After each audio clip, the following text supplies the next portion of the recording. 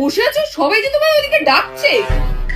1 মিনিটও হয়নি আমি আমার পিছনটা খাটে ঠেকিয়েছি, আর সকাল থেকে একা এক পায়ে দাঁড়িয়ে সব কাজ করে যাচ্ছি। 2 মিনিট আমাকে বসতে দেখতে পাচ্ছ না তুমি?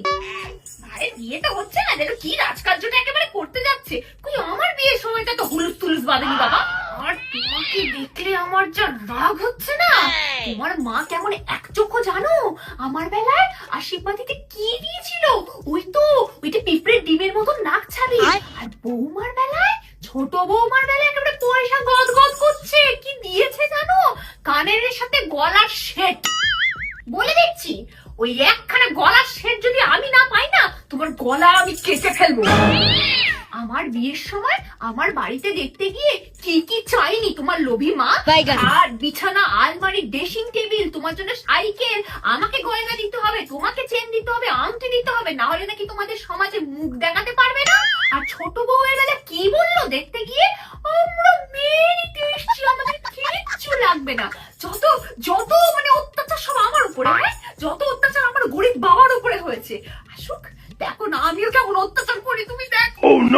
আরো শুনবে, আমার বউ ভাতের দিন তার তো পাতা ছিল না, আমাকে কাকে না কাকে একটা ধরে এনে তার হাতে দিয়ে দিয়েছিল। এখান থেকে এখান অব্দি আমাকে আলপনা দিয়ে দিয়েছিল। ওটাকে কলকাতা বলে না। আর তোমার ছোট ভাইয়ের বউয়ের বেলায় বিদেশ থেকে মুয়া, আর আমার বেলায় বুয়া। এসব আমি মেনে নেবো না, বলে দিলাম। আমাকে 4000 টাকা ফেলবে, আমিও সাজবো মেকআপ আর্টিস্টের কাছে। মনে আছে তোমার? আমার বিয়ের পরে ঘোমটা এখান থেকে এখানে হওয়ার উপায় ছিল না। আর তোমার ছোট বৌমার বেলায় পেট কাটা লেহেঙ্গা এসেছে গো রিসেপশনে পরবে, দেখেছো? আমাকে ওই কি একটা বিচ্ছিরি সবুজ রঙের বেনারসি যা ধরিয়ে দিয়েছো সেটাই পরেছিলাম রিসেপশনে। আমাকে নিয়ে কেউ যায়নি শপিং করতে।